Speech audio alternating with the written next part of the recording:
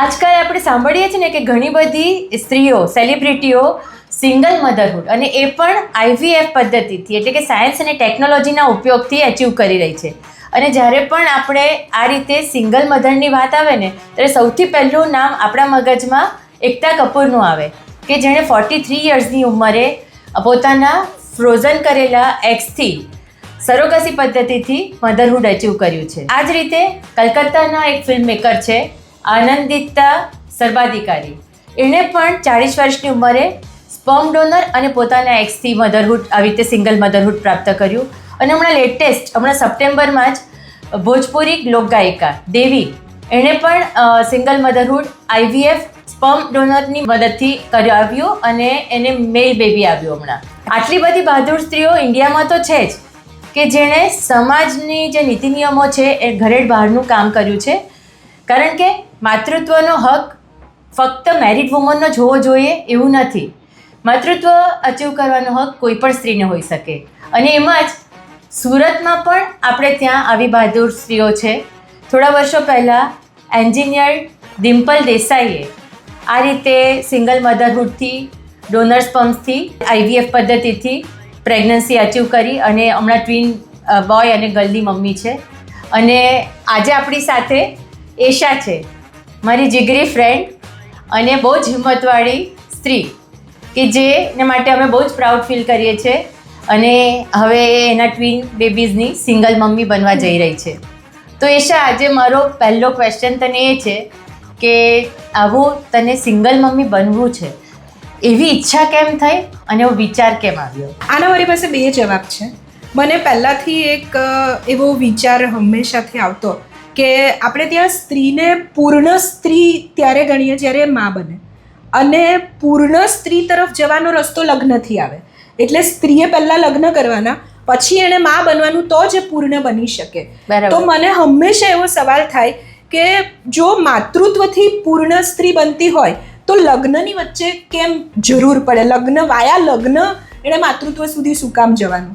તો 35-36 વર્ષની ઉંમરથી મારા મગજમાં આ વિચાર ચાલતો હતો.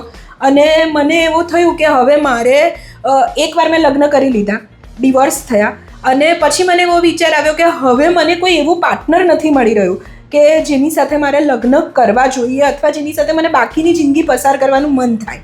તો મને એવો વિચાર આવ્યો કે એક તો મારા જીન્સ આગળ મારે લઈ જવા હતા, કારણ કે મને એના પર બહુ અભિમાન છે. તો મારા જીન્સને આગળ લઈ જવા માટે મારે લગ્નની રાહ જોવાની અથવા તો મા બનવા માટે મારે કોઈક એવા વ્યક્તિ સાથે પરણી જવાનું કે જે મારા બાળકોનો પિતા બની શકે. તો એવું થયું કે ના, એવું કરવાની જરૂર નથી. એના કરતાં હું સિંગલ મધર કેમ ન બની શકું? એટલે મને એવો વિચાર આવ્યો કે હું IVF ની મદદ લઉં અને સિંગલ મધર બનું. બહુ સરસ, બહુ સરસ વિચાર. અને વી આર સો હેપી કે હવે તું તારું સપનું સાકાર કરવા જઈ રહી છે. પણ મને એક વસ્તુ ક્લેરિફાઈ કરવી છે કે જ્યારે બી કોઈ પણ સ્ત્રી સિંગલ મધર બનવા માંગતી હોય ને ત્યારે ઘણી વખત ફાઇનાન્સ બી ઇમ્પોર્ટન્ટ હોય છે. સો આ બધી આપણે જે સ્ત્રીઓની વાત કરીને તે IVF પદ્ધતિથી સિંગલ મધર બની છે. હવે જ્યારે પણ સિંગલ મધર બનવું હોય ત્યારે પોતાના એગ્સ તો હશે, પરંતુ ત્યારે સ્પર્મ્સ, કારણ કે કાયદો એમ કહે છે કે જ્યારે પણ તમારે ડોનર યુઝ કરવાના હોય ત્યારે એની આઈડેન્ટિટી અમે ડૉક્ટર તરીકે રિવીલ ના કરી શકીએ. અને અમારે કાયદાકીય રીતે ART બેંકમાંથી સ્પર્મ્સ હાંસલ કરવાના હોય છે. તો જ્યારે પણ તમારે સિંગલ મધર બનવાનું હોય ત્યારે જરૂરી નથી કે તમારે IVF જ કરાવવું પડે, કારણ કે IVF એક ખર્ચાળ વસ્તુ છે. ઓફકોર્સ IVFના રિઝલ્ટ પણ વધારે છે, પણ જ્યારે પણ તમને આવી ઈચ્છા હોય કે તમારે સિંગલ મધર બનવું છે પરંતુ ફાઇનાન્સ તમને એના માટે રોકતું હોય કે પહેલાં તમે IUI એટલે ઇન્ટ્રાયુટ્રાઇન ઇન્સેમિનેશન ઓફ ડોનર સ્પર્મ્સ પણ કરાવી શકો. જો તમે યંગ છો અને તમારા ઓવેરિયન રિઝર્વમાં કોઈ જ પ્રોબ્લેમ નથી, તમારું AMH લેવલ સારું છે, તો IUI ડોનર સ્પર્મ્સથી તમે કરાવશો તો 3 થી 4 વખતના IUIમાં પણ તમને 40%-45% જેટલી તો સફળતા મળશે જ. એટલે ખાલી સિંગલ મધર બનવા માટે IVF એક જ ઓપ્શન નથી, તમે IUI પણ ટ્રાય કરાવી શકો છો. પણ રૂપલબેન, જ્યારે મેં આવો વિચાર કર્યો કે મારે સિંગલ મધર બનવું છે તો મેં સૌથી પહેલાં ગૂગલ કર્યું કે આવી કેટલી સ્ત્રીઓ છે, અને મને એમાં ઘણી બધી સ્ત્રીઓના નામ મળ્યા. તો મારે તમને એ સવાલ પૂછવો છે કે તમે ગાયનેકોલોજિસ્ટ છો, તો તમારી પાસે એવી સ્ત્રીઓ આવે છે ખરી કે મારે સિંગલ મધર બનવું છે? પહેલાં આ વસ્તુ માટે બહુ છોછ હતો અને સમાજનો ડર હતો, પરંતુ હવે જેમ જેમ સ્ત્રી પોતે પગભર થાય છે, પોતે આટલી બધી પ્રોફેશનલી આગળ આવે છે, તો એ વખતે સમાજ પણ એને માનથી જોવા મળ્યો છે અને સ્ત્રીઓમાં પણ હવે હિંમત ખુલી છે. આપણે જેટલા નામ આગળ ડિસ્કસ કર્યા એ બધી તો સેલિબ્રિટી છે અથવા તો આપણા જાણ પહેચાનવાળા લોકો છે, પરંતુ એવી કેટલી બધી નોન સેલિબ્રિટી સ્ત્રીઓ બી છે. તમે ટેડેક્સ પર જોશો અથવા તો યુટ્યુબ પર સર્ચ કરશો, ગૂગલ પર સર્ચ કરશો, બહુ જ ફેમસ ન હોય એવી સિંગલ મધરના પણ લિસ્ટ મળશે. હવે ઇન્ક્વાયરી બી જનરેટ થાય છે, પેશન્ટો બી આવે છે. પાસ્ટમાં મેં પણ 2 વખત આ રીતે ટ્રીટમેન્ટ આપીને સિંગલ મધર બનાવી ચૂકી છું, પરંતુ ઘણી વખત એ બહેનોને પોતાની આઈડેન્ટિટી રિવીલ કરવી હોતી નથી. પરંતુ ઓફકોર્સ યસ, હવે જમાનો બદલાઈ રહ્યો છે અને સ્ત્રીઓ હિંમતવાળી થઈ ગઈ છે. સમાજનો એમને ડર નથી અને માતૃત્વ માટે પતિની જરૂરિયાત નથી. મમ્મી બનવું બહુ જ જરૂરી છે, એવી બહેનો પણ આવી રહી છે.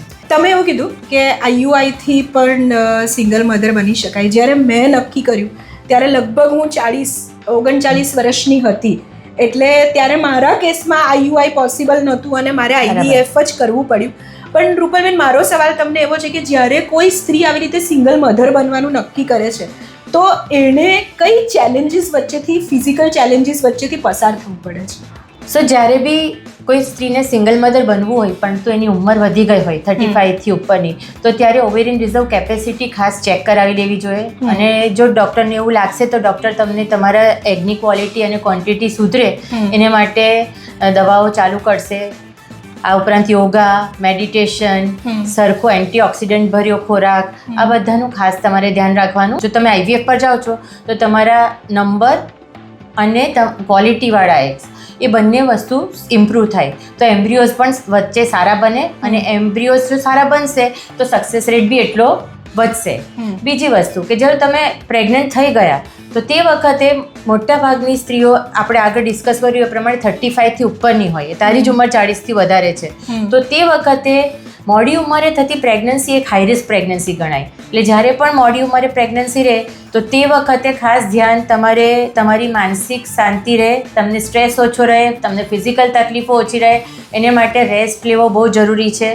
આઈવીએફ પદ્ધતિથી જ્યારે પણ તમે માતૃત્વ ધારણ કરો છો ત્યારે સામાન્ય માતાઓ કરતાં 30-40% એવી ચાન્સીસ છે કે તમને ટ્વિન્સ હોય, તો ટ્વિન્સ બચ્ચામાં વહેલી ડિલિવરી થવાના ચાન્સીસ હોય. એટલે ખાસ કરીને 5મા-6 મહિના પછી તમે જો વર્કિંગ વુમન હોય તો તમારે ફિઝિકલ તકલીફો ન થાય એના માટે થોડું કામનું ભારણ ઓછું કરવું પડે, આરામ વધારે કરવો પડે.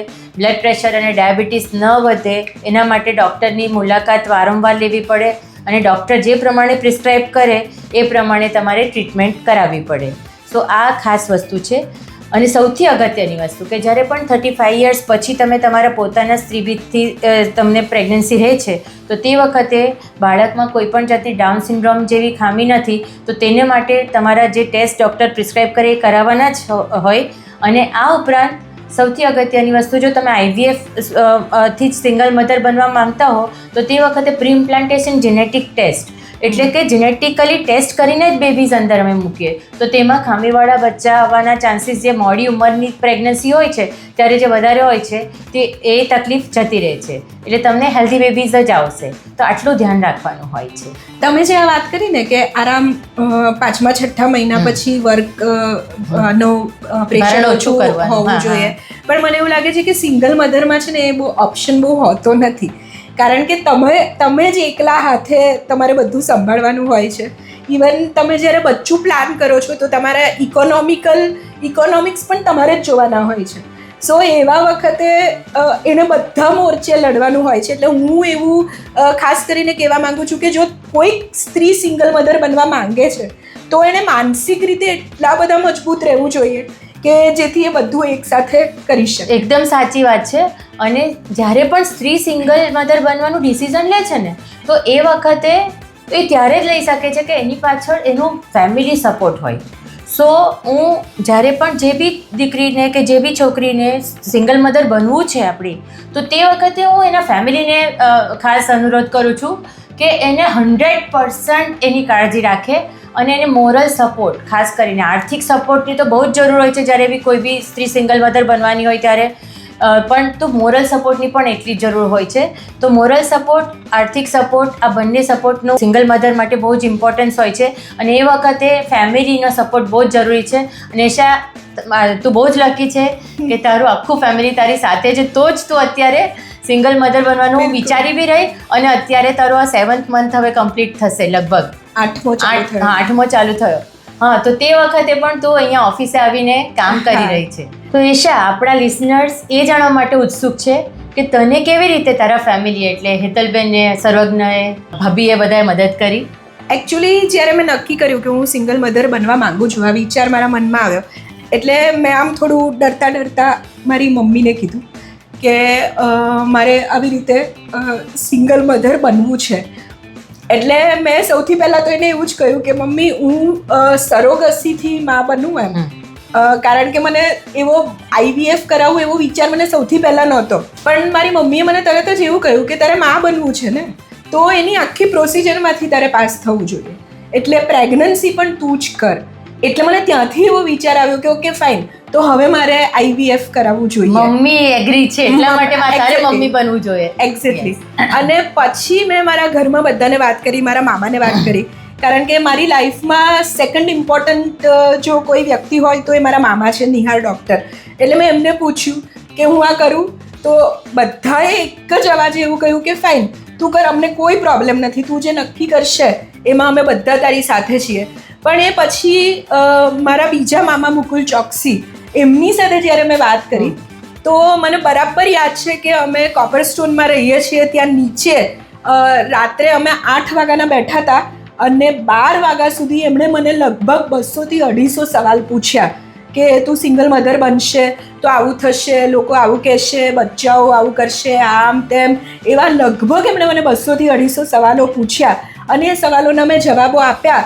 એ પછી એમણે મને એવું કીધું કે ઓકે ફાઇન, તું હવે મેન્ટલી સિંગલ મધર બનવા માટે રેડી પાસ થઈ ગઈ. એટલે એમણે મારો આવો ટેસ્ટ લીધો. પણ ફેમિલીમાં બધા એક જ સપોર્ટે, મારો ભાઈ પણ ઇવન કે ટ્રીટમેન્ટ ચાલુ કરી દે, કારણ કે આપણે બહુ લેટ ડિસિઝન લીધું છે. સો બધાનો સપોર્ટ એટલો બધો સારો હતો. અને ઇવન મારી દરેક સોનોગ્રાફી કે મારી IVFની દરેક ટ્રીટમેન્ટ ઉપર મારી મમ્મી અને મારી મામી, આ બંને જણા મારી સાથે ઓલમોસ્ટ હોય જ. એટલે મને એવું લાગે છે કે જ્યારે તમે આવો કોઈ જુદું ડિસિઝન લો છો ત્યારે ફેમિલીનો સપોર્ટ તમને હોવો ખૂબ જરૂરી છે. એટલે ફેમિલીએ પણ એવું સમજવાનું છે કે જ્યારે કોઈ છોકરી આવો નિર્ણય કરે છે ત્યારે તમારા સપોર્ટની એને કેટલી જરૂર હોય છે. યસ, એના વગર આ કામ થવાનું જ નથી, થવાનું જ નથી. યસ, પોસિબલ જ નથી. એટલે મને એવું લાગે છે કે તમારો જે પાર્ટનર છે, જ્યારે કોઈ બીજી સ્ત્રી, પરણેલી સ્ત્રી જ્યારે મા બને છે આવી કોઈ પણ ટ્રીટમેન્ટથી, તો એ વખતે એની સપોર્ટ સિસ્ટમ એનો પાર્ટનર હોય છે. પણ જ્યારે કોઈ સિંગલ છોકરી જ્યારે આ મા બનવાનું આવી રીતે નક્કી કરે છે, તો ત્યારે એનો પાર્ટનર એનું ફેમિલી બની જતું હોય છે. બિલકુલ સાચી વાત કહી તે. રૂપાબેન, જ્યારે મેં આ નક્કી કર્યું, મારી મમ્મીએ આ IVFનું કહ્યું, પછી મને બહુ બધા પ્રશ્નો હતા, કારણ કે મેં છે ને મારી લાઈફમાં ક્યારેય પણ આવી કોઈ ટ્રીટમેન્ટ કરાવી જ નથી. એટલે અત્યાર સુધી મેં ખાલી બ્લડ જ આપ્યું છે અને બહુ હોય તો બોટલ ચડી છે. એટલે હું જે કંઈ પણ IVF વિશે જાણતી હતી કે એમાં તમારે ઓવમ પિકઅપ થાય તો તમને બેભાન કરવામાં આવે, કે તમને એમ્બ્રિયો ટ્રાન્સફર થાય ત્યારે તમને બેભાન ન કરવામાં આવે, તો મને બહુ બધા ડરો હતા મનમાં. તો તમે આ પ્રોસિજર વિશે શું કહેશો? IUI છે કે IVF છે, તો એ ડરવા જેવી પ્રોસિજર છે ખરી? મેરિડ વુમન હોય કે સિંગલ વુમન હોય કે જેને આ ટ્રીટમેન્ટ કરાવી હોય, જ્યારે બી આ પ્રોસિજર ચાલુ થાય ને ત્યારે મનમાં ઘણા બધા ડર સતાવતા હોય છે. સો આપણે બે પ્રોસિજરની વાત કરીએ કે જેનાથી સિંગલ મધરહુડ પ્રાપ્ત થાય. જો તમે યંગ છો અને તમારામાં ઓવેરિયન રિઝર્વ સારું છે તો તમે, મેં કીધું એ પ્રમાણે, IUI કરાવી શકો. IUI પણ ART એટલે કે આર્ટિફિશિયલ રિપ્રોડક્ટિવ ટેકનોલોજીનો એક ભાગ જ છે કે જેમાં નોન ઇન્વેઝિવ છે. એટલે IVFની જેટલા ઇન્જેક્શનો લેવાના કે એનેસ્થેસિયા લેવાનું એમાં આવતું નથી. અને એમાં સ્ત્રીબીજ બને સરખા, એને માટે પીરિયડના 2nd ડેથી તમને દવા અને ત્યારબાદ ઇન્જેક્શન ચાલુ કરવામાં આવે છે. 11મા દિવસથી સોનોગ્રાફી ચાલુ કરી ફોલિક્યુલર મોનિટરિંગ કરવામાં આવે.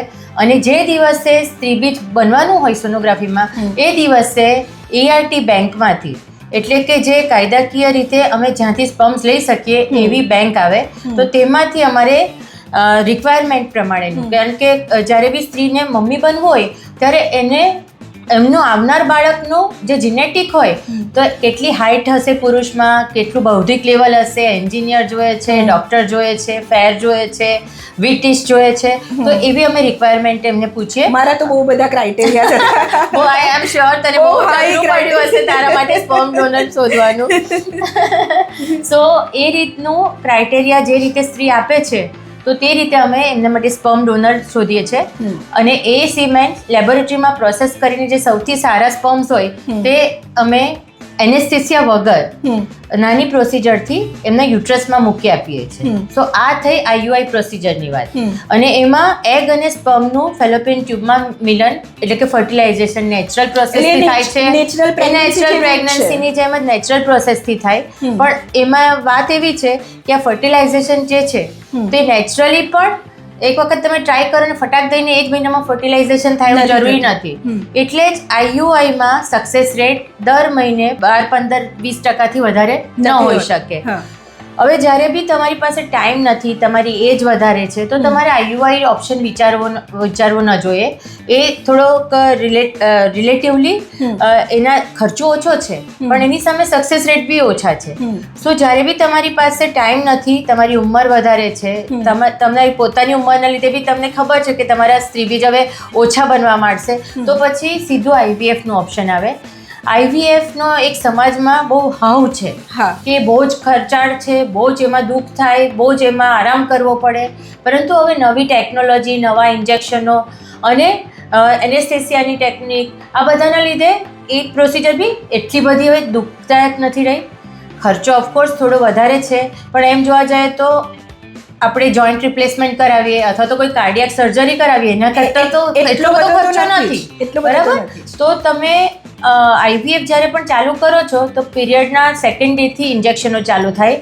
એ પહેલાં થોડા બ્લડ ટેસ્ટ કરવાના હોય, જરૂર લાગે તો ગર્ભાશયની અંદરની દિવાલ ચેક કરવા માટે હિસ્ટ્રોસ્કોપી કરીને એક નાનકડી પ્રોસિજર કરવામાં આવે. અને ત્યારબાદ જે ટ્રીટમેન્ટ ચાલુ થાય તો તેમાં 10 દિવસ તમને ઇન્જેક્શન લેવા પડે અને ડૉક્ટર પાસે 3 વખત જવું પડે સોનોગ્રાફીમાં કે તમારા ફોલિકલ્સ કે વધી ગયા કે નહીં.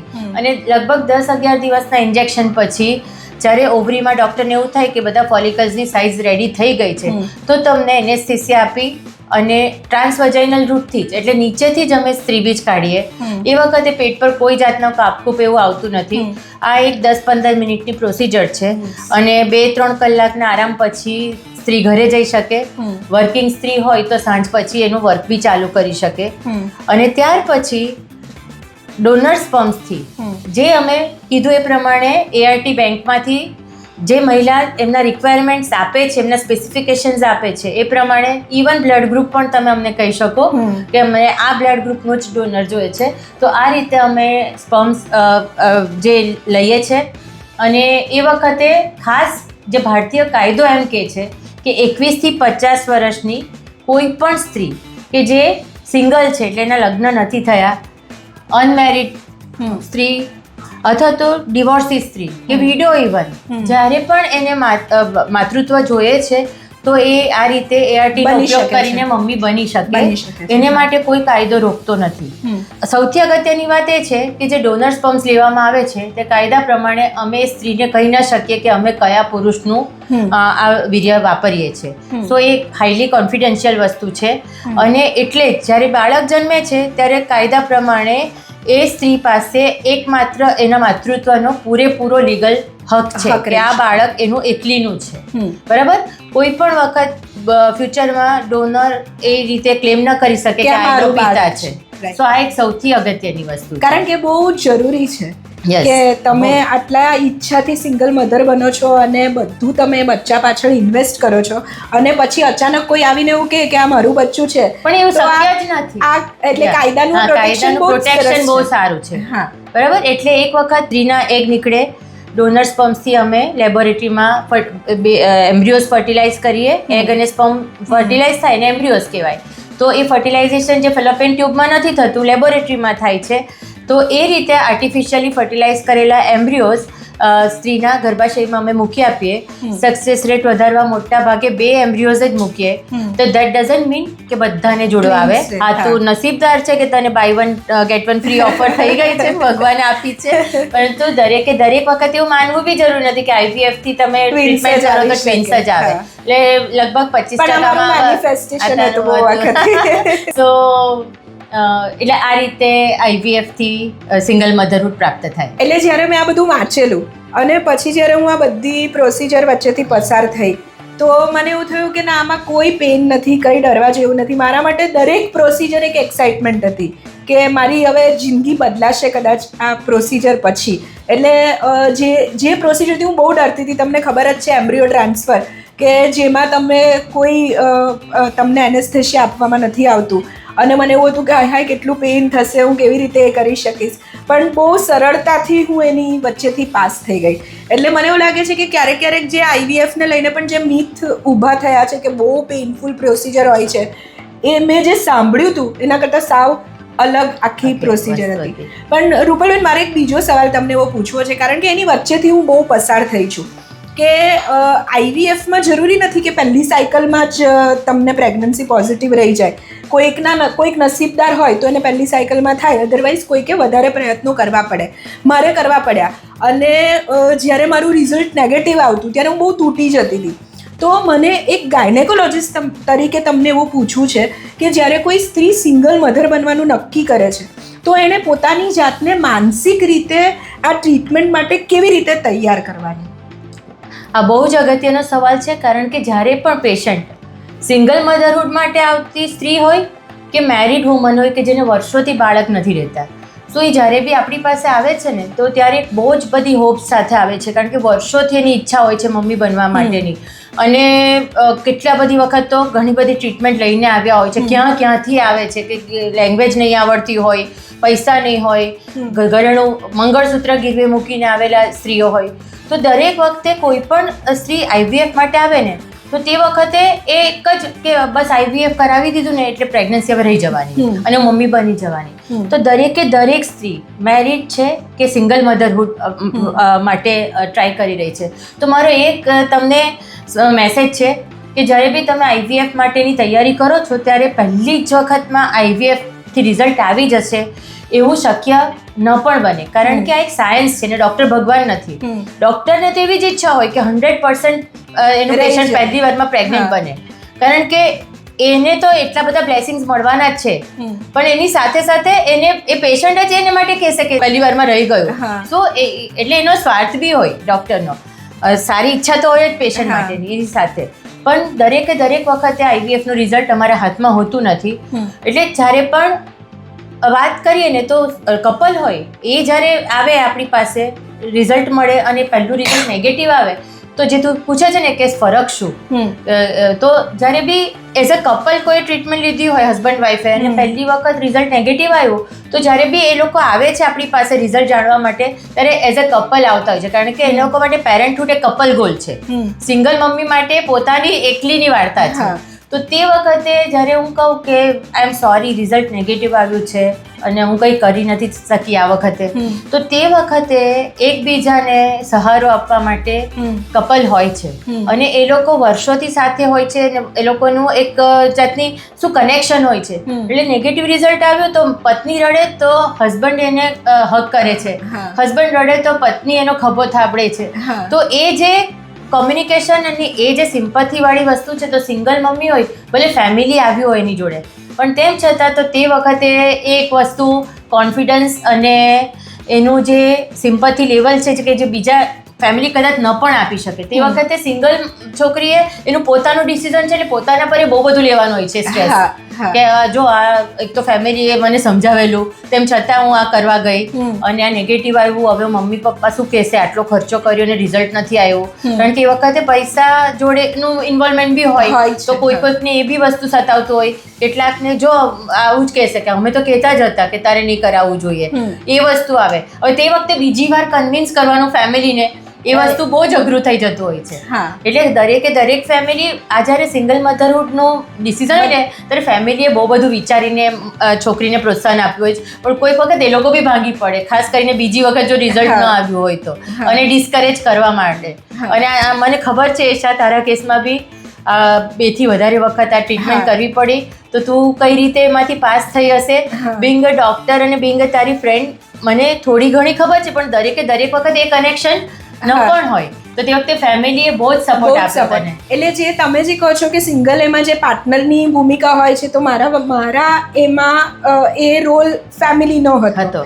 એટલે એને કારણે હું મલ્ટિપલ સાયકલ્સ પર જઈ શકી અને મને આ સક્સેસ મળી શકી. ઈશા, તું બહુ સરસ લખે છે, બહુ સરસ કવિતાઓ પણ લખે છે, પણ હમણાં છે ને પ્રેગ્નન્સીમાં જેમ બધાને સ્કિન પર ગ્લો આવે, શરીર એકદમ સારા થઈ જાય, વાળ સારા થઈ જાય, પણ તારું છે ને અત્યારે તારું ક્રિએટિવિટી બી બહુ સારી થઈ ગઈ છે. તું બહુ વધારે સારું લખવા માંડી છે અત્યારે પ્રેગ્નન્સીમાં. તો તારું આ પ્રેગ્નન્સી રિલેટેડ જ મેં હમણાં એક પંક્તિ વાંચી કે આ કોઈ પ્રવાસ નથી, આ તો શ્વાસ છે. આ કોઈ પ્રવાસ નથી, આ તો શ્વાસ છે. બંને બચ્ચાઓ થકી ઈશ્વરે મારા પર મૂકેલો વિશ્વાસ છે. એટલે આ તારી જ પંક્તિઓ છે. અને મને એવું કેવું છે કે આ જે તે આટલું સરસ લખ્યું છે કે ભગવાન અને તારા પર વિશ્વાસ મૂક્યો, પણ હું તારી આખી જર્નીની સાક્ષી છું. આ કંઈ 8 મહિનાનું પ્રોડક્શન નથી. 2-2.5 વર્ષથી છેલ્લા જે રીતે લગાતાર તારે બધી તપાસો થઈ રહી હતી, ઇન્જેક્શનો તને ચાલતા હતા, તારી પર પ્રોસિજરો થતી હતી, અને 2 થી વધારે વખત તને IVF કરાવવું પડ્યું. એટલે આ જે તકલીફોમાંથી તું પસાર થઈ, અત્યારે બહુ આપણે ખુશ છે કે હવે 1-8 મહિનામાં તારી આખી જિંદગી બદલાઈ જવાની છે, પણ જે તું આખી આ પ્રોસેસમાંથી પસાર થઈ, આ 2-2.5 વર્ષની તારી જર્ની, અને એમાં ખાસ કરીને વચ્ચે જ્યારે IVF ફેલ જતા હતા, તો તું એક કરોડિયાની જેમ કરોડિયો નીચે પડે, પાછો ઉપર જઈને પાછોનો જાળો બાંધવા માંડે. તો ફેમિલીનો તો સપોર્ટ હતો તને, પરંતુ આમાં ખાલી ફેમિલી સપોર્ટની જરૂર નથી હોતી, પોતાને ઇનર સ્ટ્રેન્થની જરૂર હોય છે. તો તે આટલી બધી શક્તિ, માનસિક શક્તિ અને આટલું પાવર હાઉસ તું કેવી રીતે બની કે ના, એકવાર ફેલ ગયું, મારે પાછી ટ્રીટમેન્ટ કરાવી છે, બીજી વાર ફેલ ગયું, મારે મમ્મી બનવું જ છે. તો આ તને ક્યાંથી મળતું હતું? પ્રેગ્નન્સી કિટની ઉપર જ્યારે 2 લાઈન ન આવે ત્યારે એ જે તમારું થોડો સમય હોય, 15-20 મિનિટ, તો ત્યારે તો તમે ધ્રુસકે રડો જ, અને એના પછી તમને બહુ બધા પ્રશ્નો થાય એમાંથી બહાર આવવા માટે કે મારી સાથે જ કેમ, મેં આટલું સિંગલ મધર બનવાનું નક્કી કર્યું, આટલી હિંમત ભેગી કરી, તો મને કેમ આટલી બધી ફેલ્યોર મળે છે. આ બધા વચ્ચેથી પસાર થતાં મારો એક સ્વભાવ છે રૂપલબેન, પહેલેથી હું નાની હતી ત્યારથી, કે હું કંઈ નક્કી કરું ને તો પછી એ જ્યાં સુધી મને મળે નહીં ત્યાં સુધી હું એની પાછળ પડેલી રહું. અને બીજું, મારું ઈગો બહુ ખતરનાક છે. એટલે મેં પહેલાંથી એવું નક્કી કર્યું કે મારે સિંગલ મધર બનવું જ છે, અને મને ટ્વિન્સ બચ્ચા આવવા જ જોઈએ, મારું મેનિફેસ્ટેશન બહુ પહેલાંથી હતું. એટલે ત્યારથી મેં જેટલી વાર મારી ફેલિયર થતી હતી એટલી વાર હું રડું, તૂટી જાઉં, નિરાશ થઈ જાઉં, આમ કાર લઈને પલસાણા તરફ જતી રહું, કારમાં રડું, આ બધું કરું. પણ પછી મને બીજા દિવસે એવું થાય કે ચલો એક ટ્રાય આપણે વધારે કરી લઈએ. એટલે તરત જ હું પાછી નવી સાયકલ મારે ક્યારે કરવાની એના પર આવી જાઉં. તમને બરાબર યાદ હશે, જ્યારે મારી પહેલી સાયકલનું રિઝલ્ટ નેગેટિવ આવ્યું, તમે જર્મની હતા અને હું ફોન પર બહુ રડેલી, અને તમે મને બહુ કાઉન્સેલિંગ આપેલું કે ના, દરેકને તમે મને આ જ સમજાવેલું, એઝ અ દોસ્ત તો સમજાવેલું, એઝ અ ગાયનેકોલોજિસ્ટ પણ સમજાવેલું કે પહેલી સાયકલમાં બધાને પોઝિટિવ આવે એવું નથી હોતું. એટલે એ તમને ખબર જ છે કે કેટલી તૂટી ગઈ હતી. પણ જ્યારે મારા રિઝલ્ટ નેગેટિવ આવ્યા છે એના બીજા દિવસે હંમેશા સવારે ઉઠીને હું સૌથી પહેલો વિચાર એ કરું કે લેટ્સ ડુ અનધર વન. એટલે આવું મેં કર્યું જ છે. પણ એની સાથે સાથે મને એક બીજી વાત એવી પણ કહેવી છે કે આ છે ને, બહુ આમ જોવા જઈએ તો થોડું મુશ્કેલ હતું મારા માટે, કારણ કે ફેમિલીનો તો સપોર્ટ હોય જ, પણ મારે આજે એવું કહેવું છે કે તમારી પાસે આમાંથી બહાર નીકળવા માટે એક ગાયનેકોલોજિસ્ટ હોવી જોઈએ અને દોસ્ત હોવી જોઈએ. એટલે જે તમે હતા મારી સાથે, એની સાથે મારે બીજા 2 વ્યક્તિઓને ખાસ થેન્ક યુ કહેવું છે કે જેમને કારણે મારી આ જર્ની સફળ થઈ. ડૉક્ટર પ્રફુલ્લ દોશી અને ડૉક્ટર મિચ્છુ દોશી કે જેમણે પણ મને આખી સફરમાં બહુ સપોર્ટ કર્યો. એટલે મને એન્ડ રિઝલ્ટ પહેલેથી ખબર હતી. હું જ્યારે સ્કૂલમાં ગણિતના દાખલા કરતી ને તો ક્યારેક હું ગાઈડમાં પાછળ જવાબ જોઈ અને લખી દઉં. એટલે દાખલાનો જવાબ મને ખબર હોય કે આ જ જવાબ આવવાનો છે, પછી હું એને રીત બેસાડું.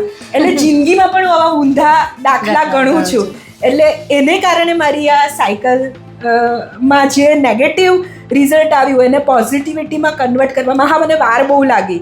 અને એની વચ્ચે ઘણા લોકો એવા પણ હતા કે જે લોકો મને એવું કહે કે પહેલી સાયકલ ફેલ થઈ તો હવે ઠીક છે એક ટ્રાય કરી જો, પછી બીજી ફેલ થઈ તો ઘણા બધા લોકોએ મને એવું પણ કહ્યું કે હવે શું કામ બીજી સાયકલ કરાવે છે, ભગવાનની આ જ ઈચ્છા હશે, રહેવા દે, બહુ બધી IVFની સાયકલ કરાવશે તો શરીર બગડી જશે, તારું વજન વધી જશે, તને આમ થશે, તને તેમ થશે.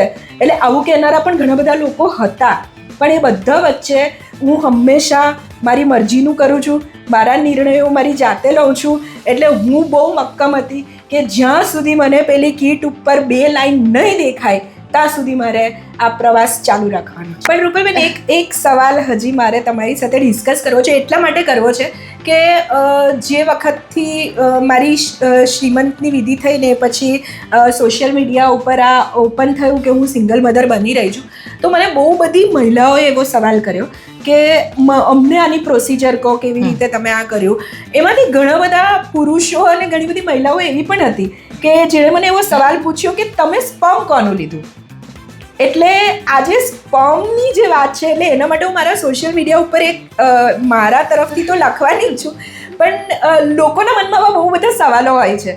પહેલાંનો એક સમય એવો હતો કે જ્યારે કોઈ આવી રીતે કુંવારી માં બને તો એવું કહેવામાં આવતું હતું કે એ તો ઓલરેડી પ્રેગ્નન્ટ થઈ ગઈ હશે, એટલા માટે હવે એ લોકો એવું કહે છે કે અમારે માં બનવું જ હતું એટલા માટે અમે પ્રેગ્નન્સી કેરી ઓન કરીએ છીએ.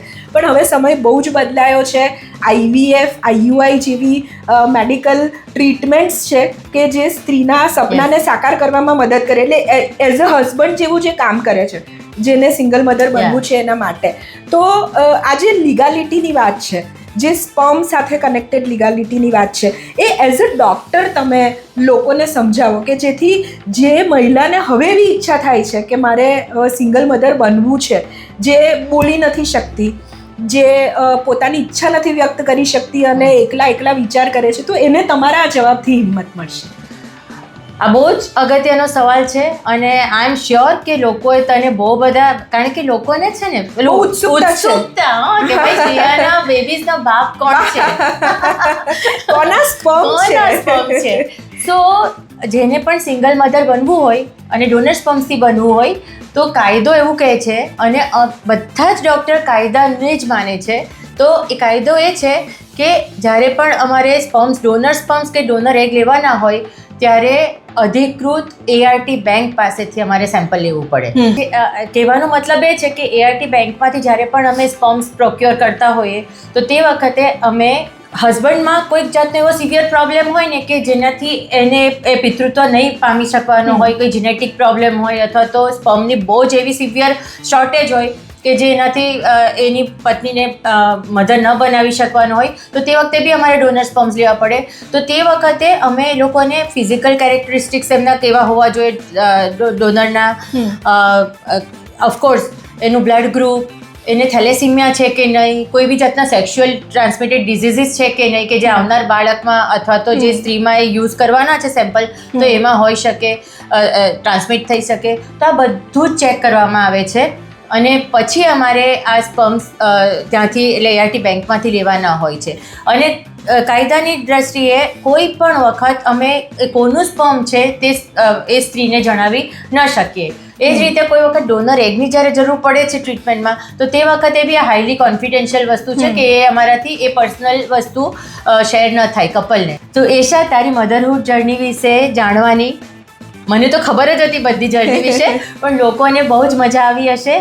અને મારે તમને લોકોને એક જ મેસેજ આપવાનો છે કે જ્યારે પણ કોઈ પણ સ્ત્રી એકલી છે, વિધવા છે, ડિવોર્સી છે, તો એના પરથી એને મમ્મી બનવાનું કે નહીં બનવાનું તે સમાજે નક્કી ન કરવું જોઈએ. સ્ત્રી મેરિડ હોય કે અનમેરિડ, મમ્મી બનવાનો અધિકાર દરેક સ્ત્રીને છે. અને આવું એ કેમ્પ કરે છે તે પૂછવાનો અધિકાર સમાજને ન હોવો જોઈએ. સ્ત્રી જ્યારે પણ આ પગલું ભરે છે ત્યારે એના એક ઇમોશન્સ હોય છે, એની ઈચ્છા હોય છે, તો એને આપણે માન આપવું જોઈએ. અને જ્યારે કોઈ પણ સિંગલ સ્ત્રી મમ્મી બને છે ને ત્યારે કેમ એકલી એવું પૂછવાને બદલે કેટલી હિંમતવાળી એમ કરીને બિરદાવવી જોઈએ એને. I am proud of you Esha. Thank you.